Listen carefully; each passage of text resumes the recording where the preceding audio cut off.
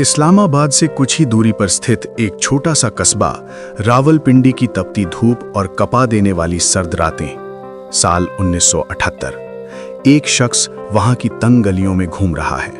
फटे हुए कपड़े, बिखरे बाल और चेहरे पर एक ऐसी खामोशी जिसे देखकर कोई नहीं कह सकता कि इस इंसान के दिमाग में दुनिया का सबसे खतरनाक मिशन चल रहा है। वो शख्स एक मजार के बाहर बैठा है, लोगों से बातें कर रहा है, उनके साथ नमाज पढ़ रहा है। उसे वहां सब मौलवी जी कहते हैं, लेकिन हकीकत में वो ना तो कोई फकीर है, ना कोई आम पाकिस्तानी नागरिक। वो है भारतीय खुफिया एजेंसी रॉ का एक ऐसा अंडरकवर एजेंट जिसे आने वाला वक्त भारत का जेम्स बॉन्ड कहने वाला था। अजीत डोभाल। 7 साल, जी हाँ, पूरे 7 साल वो अपनी पहचान मिटाकर मौत के साए में दुश्मन के घर के अंदर बैठा रहा। पर सवाल ये है कि आखिर एक जासूस अपनी जान हथेली पर रखकर वहां कर क्या रहा था? वो क्या ढूंढ रहा था? जवाब था कोहूटा, एक ऐसा नाम जिसने भारत की रातों की नींद उड़ा दी थी। पाकिस्तान चोरी छिपे एक परमाणु बम बना रहा था और अजीत डोभाल को उसे रंगे हाथों पकड़ना था। ये कहानी है धोखे की, साहस की और उस एक बाल बराबर की गलती की जिसने इतिहास का रुख बदल दिया। उस दौर में दुनिया 2 हिस्सों में बटी हुई थी। भारत और पाकिस्तान के बीच तनाव चरम पर था। तभी खुफिया गलियारों में एक फुसफुसाहट सुनाई दी। खबर आई कि पाकिस्तान के एक वैज्ञानिक डॉक्टर AQ खान नीदरलैंड से कुछ ऐसी तकनीक चुरा कर लाए हैं जो यूरेनियम को संवर्धित यानी एनरिच कर सकती है। भारत के लिए यह खबर किसी क़यामत से कम नहीं थी। अगर पाकिस्तान के पास परमाणु बम आ जाता तो दक्षिण एशिया का शक्ति संतुलन हमेशा के लिए बिगड़ जाता। प्रधानमंत्री कार्यालय और रॉ के मुख्यालय में हड़कंप मच गया। सैटेलाइट तस्वीरें उस समय इतनी साफ नहीं होती थीं और कोहूटा की पहाड़ियों में क्या चल रहा है ये जानने का सिर्फ एक ही तरीका था, जमीन पर उतरकर जासूसी करना। अजीत डोभाल को चुना गया। वो उर्दू में माहिर थे, मुस्लिम रीति रिवाजों को जानते थे और सबसे बड़ी बात, उनमें डर नाम की कोई चीज नहीं थी। वे पाकिस्तान पहुंचे और शुरू हुआ एक ऐसा खेल जहां हर कदम पर बिछी थीं बारूदी सुरंगें। डोभाल ने वहां अपनी पहचान एक बेहद साधारण इंसान के तौर पर बनाई। वे कोहूटा प्लांट के आसपास के इलाकों में रेकी करने लगे। कोहूटा की सुरक्षा इतनी कड़ी थी कि परिंदा भी पर नहीं मार सकता था। कटीली तारें, मशीन गन के साथ तैनात सैनिक और हर आने जाने वाले पर कड़ी नजर। डोभाल जानते थे कि सीधे अंदर जाना मुमकिन नहीं है। उन्होंने एक अलग रास्ता चुना।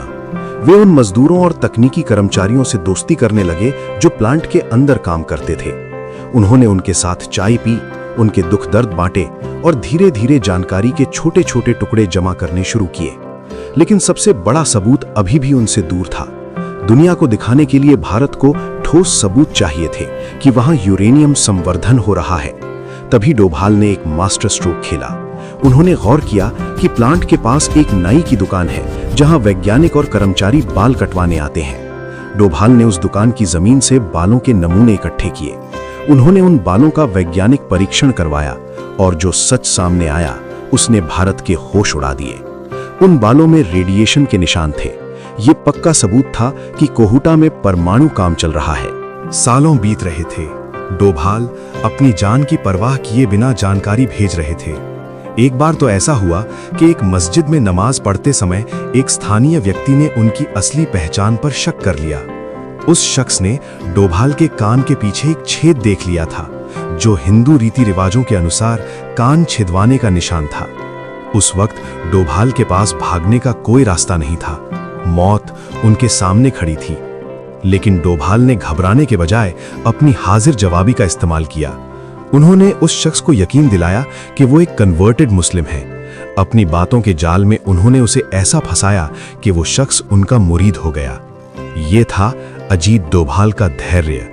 सोचिए, एक ऐसी जगह जहां पकड़े जाने का मतलब था खौफनाक मौत और लाश का भी ना मिलना, वहां वो शख्स 7 साल तक तिरंगे की कसम खाकर टिका रहा।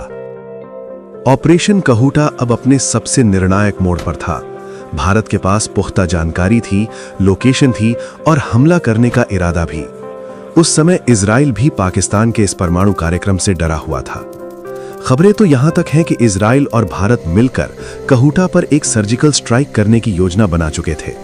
जैसे इजराइल ने इराक के ओसिराक रिएक्टर को तबाह किया था, वैसा ही कुछ कहूटा के साथ होने वाला था। भारतीय वायुसेना के जांबाज पायलट आदेश का इंतजार कर रहे थे।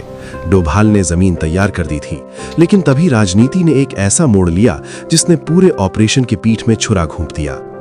भारत में सत्ता परिवर्तन हुआ और मोरारजी देसाई प्रधानमंत्री बने।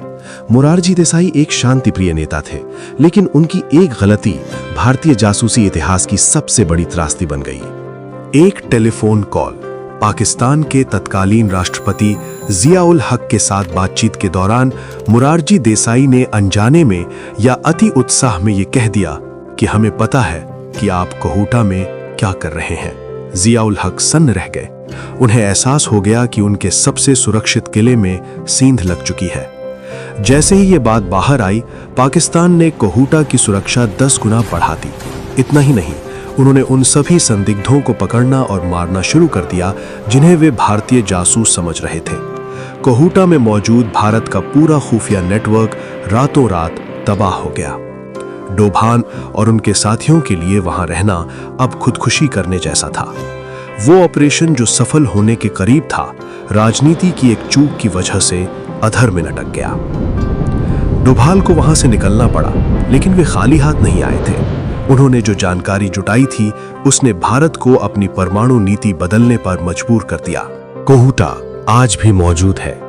पाकिस्तान के पास परमाणु बम भी है, लेकिन अजीत डोभाल की वो बहादुरी आज भी रॉ के गलियारों में सुनाई देती है। उन्होंने साबित किया कि एक जासूस सिर्फ हथियार नहीं, बल्कि अपनी बुद्धिमत्ता और समर्पण से देश की रक्षा करता है।